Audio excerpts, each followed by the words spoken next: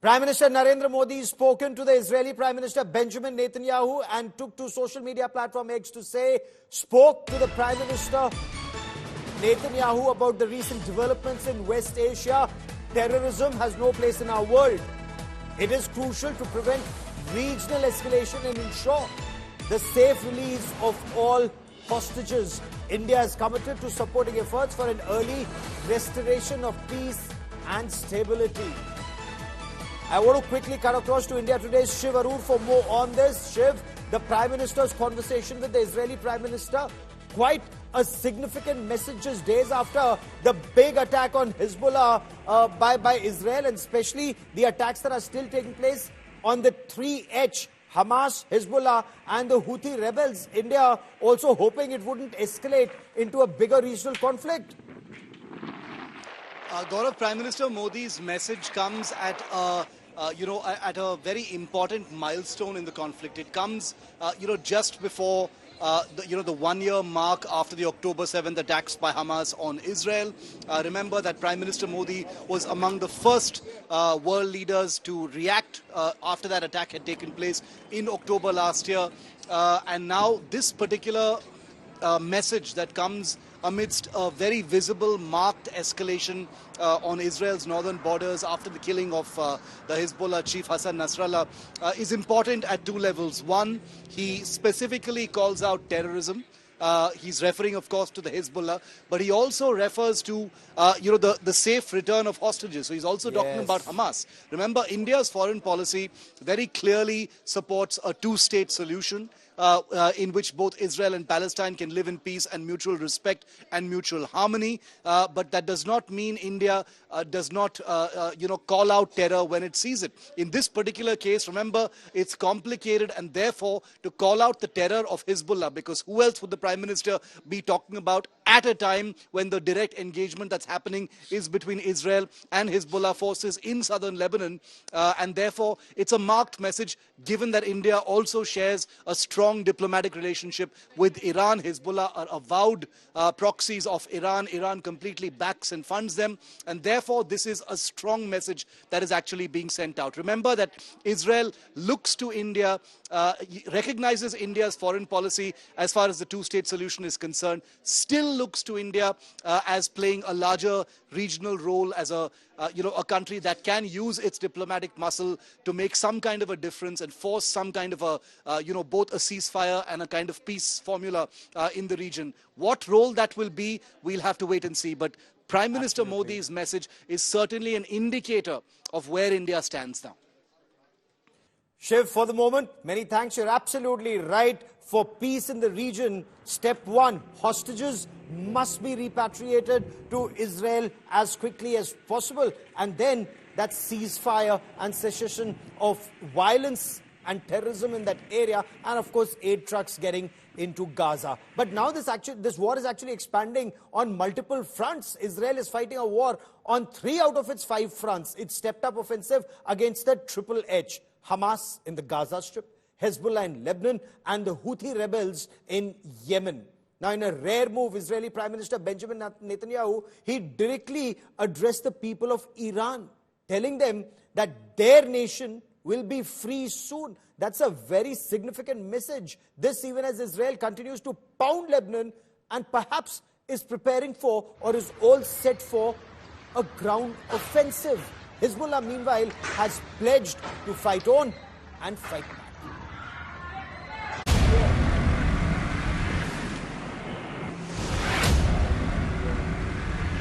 This is what remains of southern Lebanon's Ein el-Del.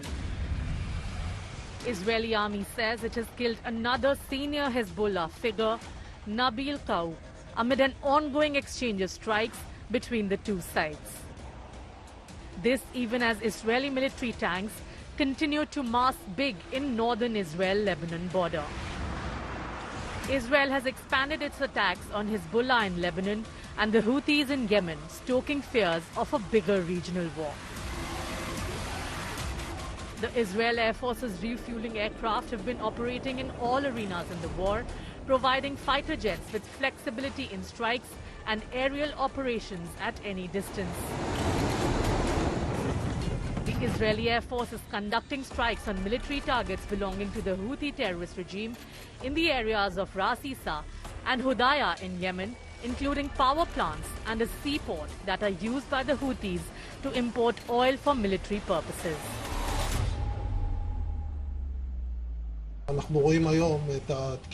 We see the attack today, 2,000 kilometers away in Hodeidah and its surroundings, and the achievements, as they are reflected, are very impressive. And the meaning is clear. Those who try to attack us or harm the citizens of Israel will pay a very heavy price. In Gaza too, Israel continues its offensive against Hamas. A new video released by Israeli army shows a tunnel in central Gaza Strip being dismantled.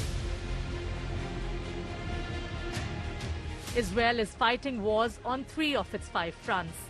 All the 3 fronts with the 3 H's. Hezbollah in Lebanon, Hamas in the Gaza Strip, and the Houthis in Yemen are active and blazing. The opening of multiple fronts comes ahead of the first anniversary of the October 7 attack on Israel by Hamas. At the heart of the war is Iran, which provides significant financial, military and strategic support to Hamas, Hezbollah and Houthis, and the Iraqi and Syrian Shia militias against their common enemy, Israel. Israel's military actions in the war are therefore in part aimed at weakening Iran's regional influence by disrupting its ability to support these proxy groups. The killing of high-ranking leaders of Hezbollah and the targeting of Houthi rebels in Yemen are seen as direct challenges to Iran's regional strategy. Iran's response to these developments will be crucial in determining the future trajectory of the war. Bureau Report, India Today.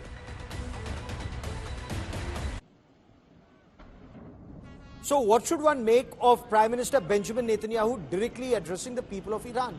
Has Iran's response so far, including after the killing of Ismail Haniyeh, been rather muted? And what next? Is Israel all set for a ground offensive in Lebanon? Let me get you our experts on the show.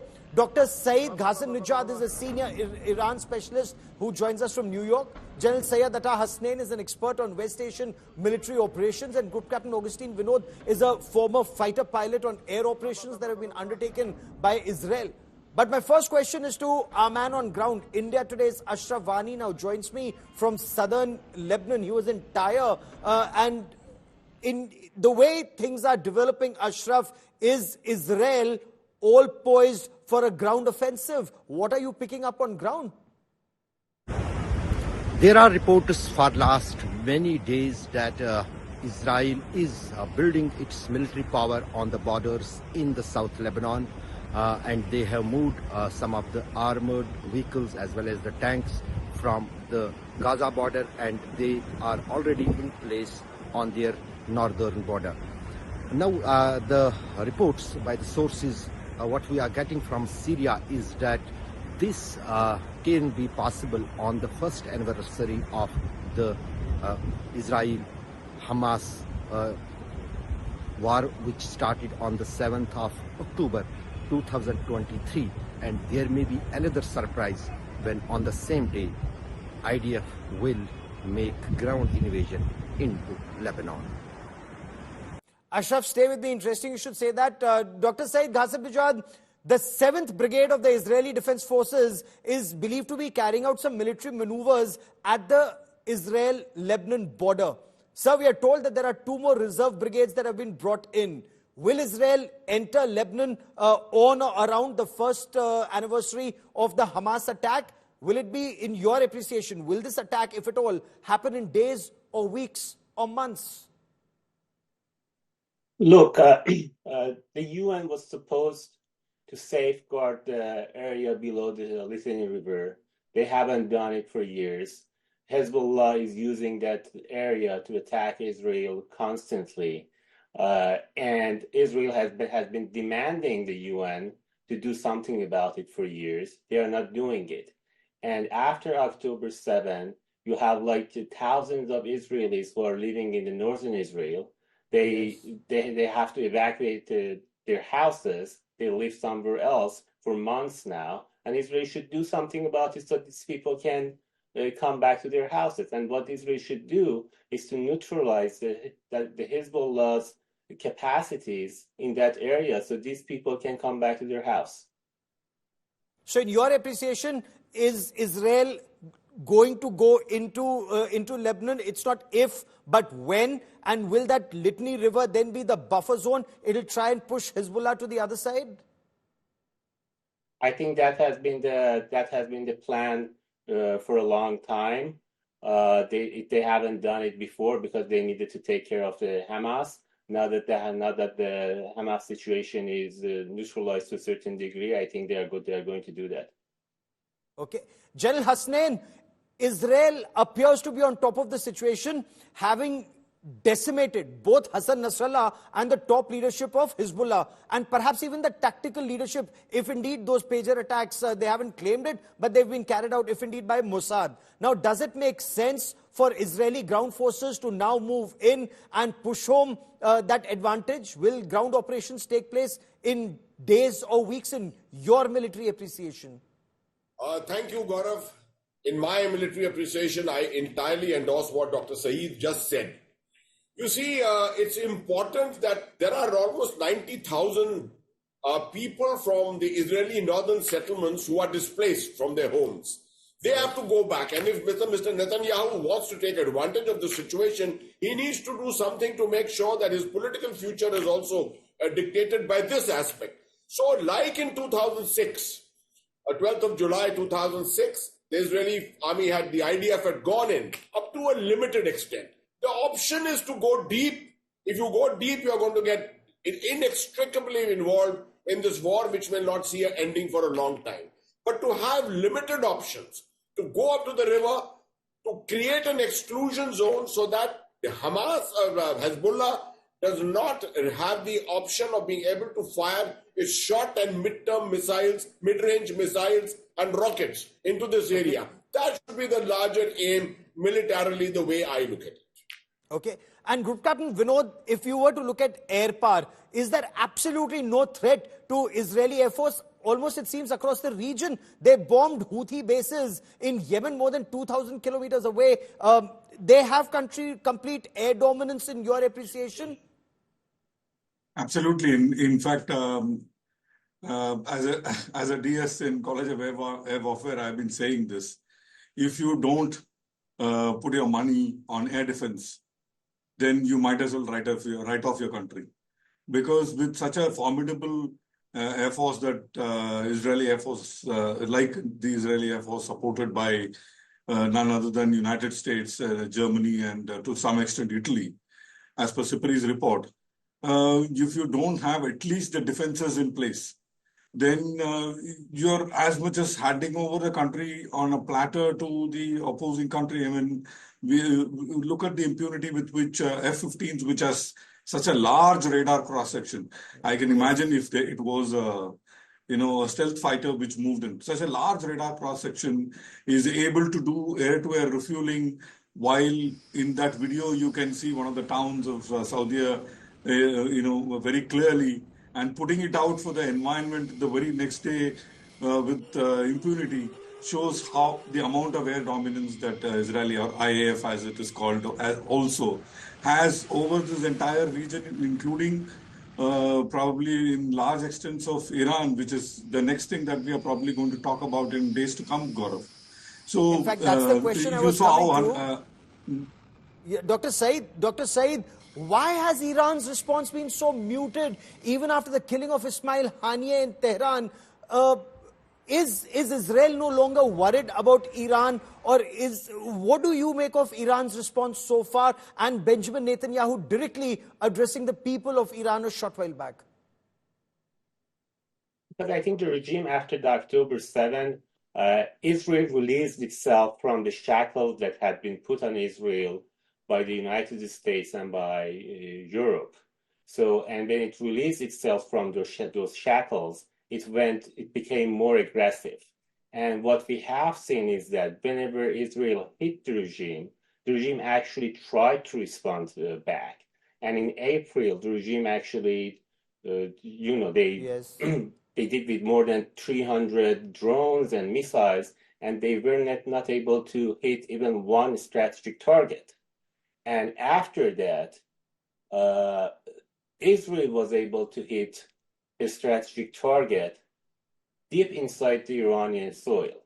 So that shows that the regime's missile program, which they spent billions of dollars on it, is really not very useful in hitting Israel in a way that it imposes huge cost on Israel.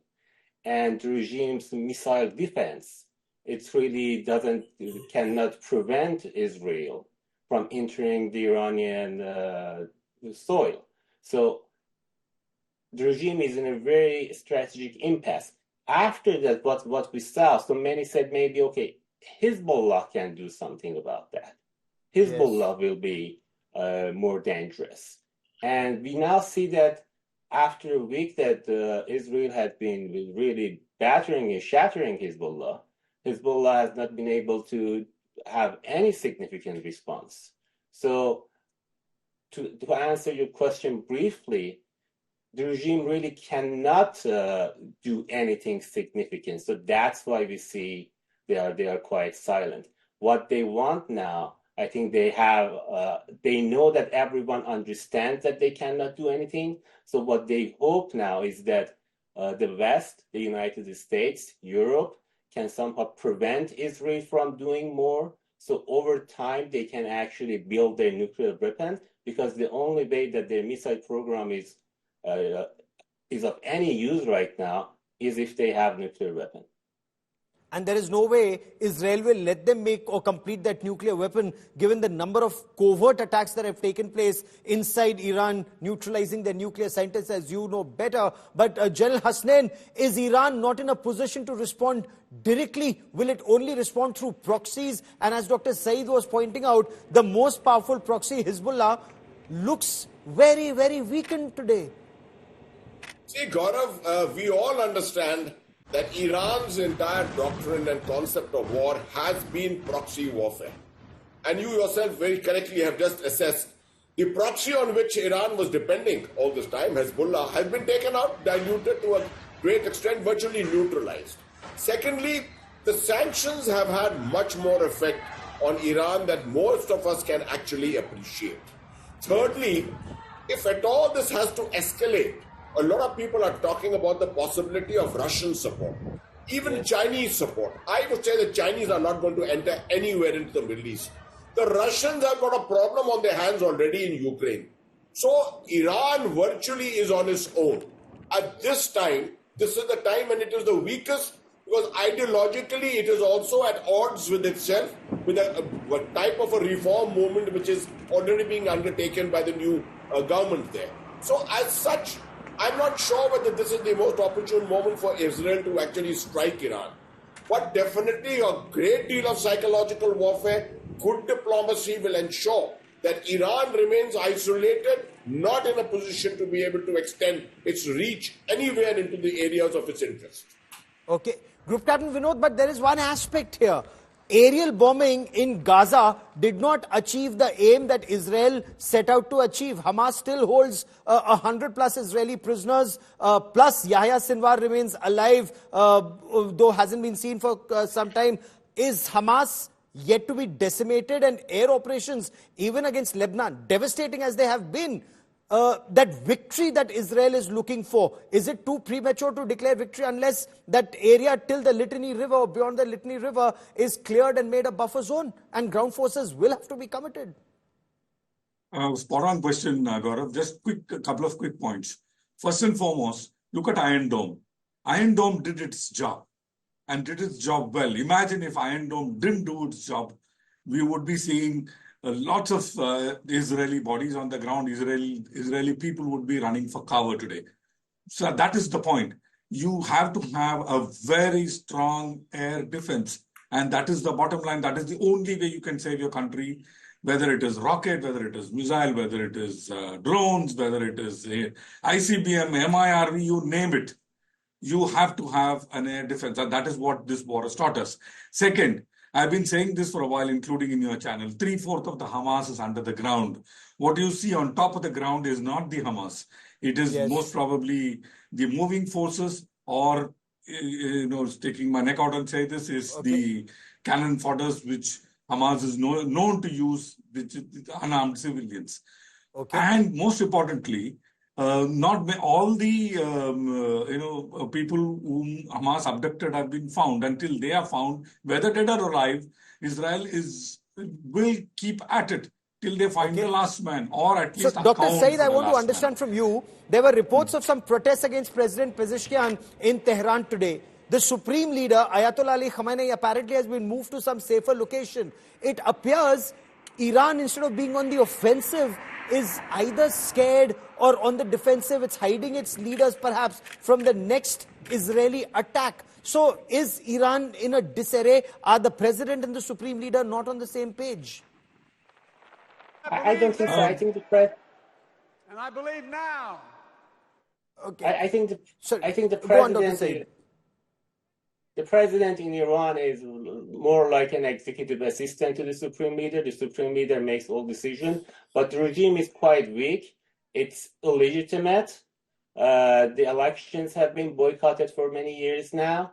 There have been 3 waves of very widespread protests, each time in more than 150 cities and towns. Each time the regime had to kill more than thousands of people, arrested more than tens of thousands of people. So the regime knows there will be another wave of widespread protest. So what it really fears is that it has a defeat in the region, and then you have some kind of uprising inside Iran. That's really the nightmare scenario for the regime.